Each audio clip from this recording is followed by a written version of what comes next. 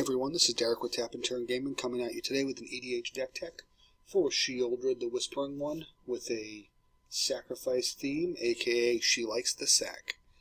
This is a subscriber requested deck by Elijah Miller, who just wanted to see a Sheoldred mono black deck with a sacrifice theme, so that's what we went ahead and did. So a lot of the stuff that you're going to see in this deck is pretty straightforward. There's not really a lot to it. It's really just about playing off sacrificing your own things to hurt your opponent. So we're going to go ahead and take a look at those. So we're going to start off with the land base.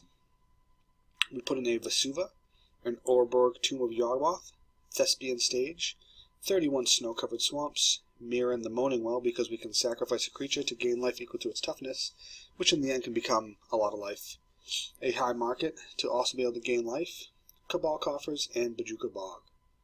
For our artifacts, we ran Ashnod Zalta to be able to sacrifice our creatures for mana, Cage Sun to double our mana, Gauntlet of Power to double our mana, Nim Deathmantle because when we do sacrifice our guys, if we have 4 available mana, then we can essentially res it for a very cheap cost. One of the things to note is that Nim Deathmantle actually works very well with Ashnod Zalta because you do sacrifice a creature to add 2 mana to your mana pool. At that point you have 2 mana at the ready, so when that creature does die from the sacrifice, you now only have to invest 2 extra mana to res it with Nim Deathmantle, so that is some nice synergy right there. Then we have Rings of Brighthearth to copy any activated abilities, and Strionic Resonator to copy any triggered abilities. This actually works very nicely with our general, because what we can do is when her trigger to make the opponent sacrifice a creature goes off, we can copy that ability, or when her trigger to res a creature goes off, we can copy that ability.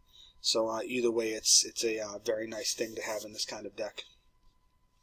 For Planeswalkers, we ran Liliana of the Dark Realms to make sure we hit our land drops.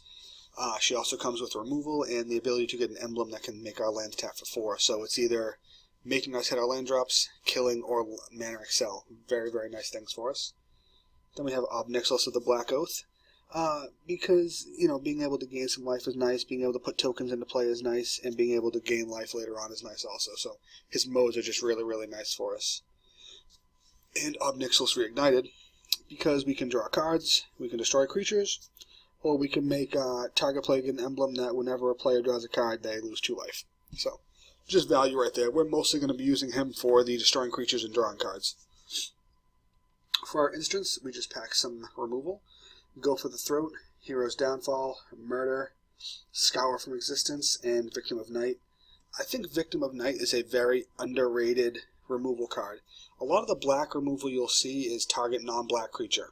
That can be tough to get around. Victim of Night is just destroy target non-vamp, werewolf, or zombie. So there's only 3 creature types in the entire game that this can't kill, and it has no restriction on color. For 2 mana at the instant slot, this is a really nice removal spell, and I think it gets overlooked quite a bit. And then we threw in Scour from Existence because it does let us exile a permanent for a colorless amount of 7 mana. While that amount is high, mono black can't really deal with artifacts and enchantments, so this is a nice way to be able to do that.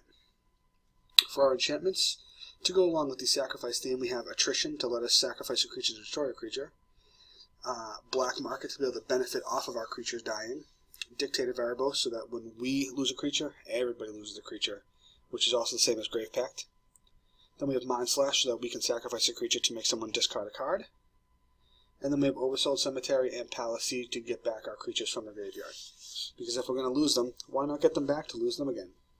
For our sorceries, pretty much a package of sweepers and tutors, but we have Crux of Fate for a sweeper, Damnation for a sweeper, Dark Petition for the tutor, Decree of Pain for a sweeper, Demonic Collusion is a tutor, Demonic Tutor is a tutor, Diabolic Revelation is the tutor, Diabolic Tutor is another tutor, Exsanguinate because late game if we can start generating a buttload of mana, this will be very, very nice for us.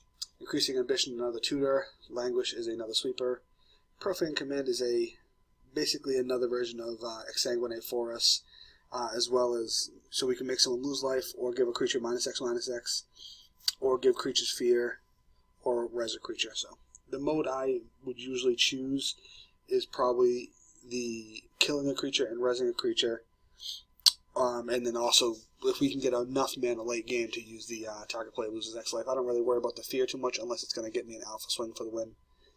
And then our last sorcery is Ruinous Path. What's funny about Ruinous Path is the TCG mid price on it, as you can see on the screen, is now $2.49. I remember when it first came out, and this card was $8. But I think because of the expeditions and so many hundreds of thousands of packs of Battle for Zendikar been open looking for them, it has driven the prices of Battle for Zendikar cards very low. So now is a great time to buy Battle for Zendikar before it actually the prices stabilize. But as for our creatures now, we run Aberrant Overlord because when he comes in, he brings a bunch of creatures equal to our devotion. We do have to sacrifice a creature at the beginning of our upkeep, and he actually pairs very well with Ashnod's Altar and Nim Deathmantle to go infinite, as does Grave Titan, and I'll go over that after we go over the creatures. But then we also have Archfiend of Depravity because at the beginning of each opponent's end step, that player chooses 2 creatures and they sacrifice the rest, so you can end up doing a lot of damage with this guy. Bloodgift Demon to draw some cards, Crypt Gas to draw some mana, Desecration Demon.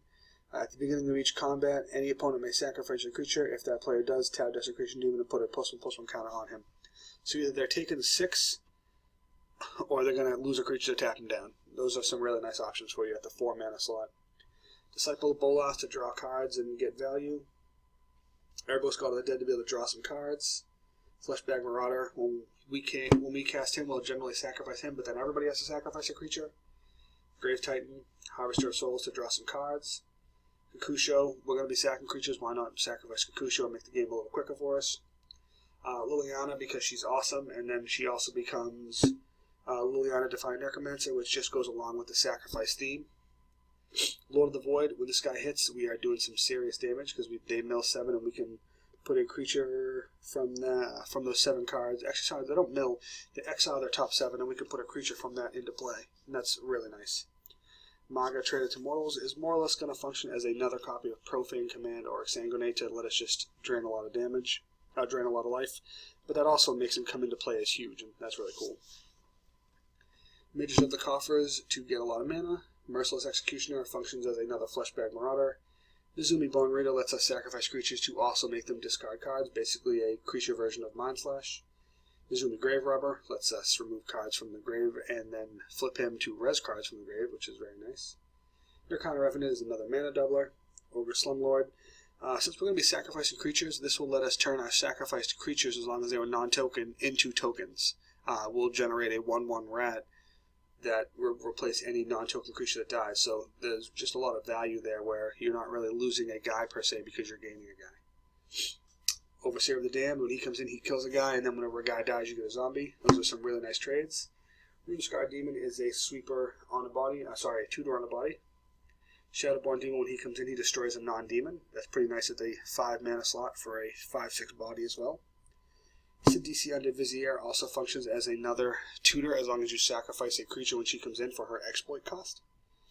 Then we have Skeletal Vampire, because once this guy is down, he is hard to get rid of if you have the mana to keep him up, and he can just really function as a nice late game beater, blocker, you don't take damage, they do kind of guy. He just fills a lot of slots.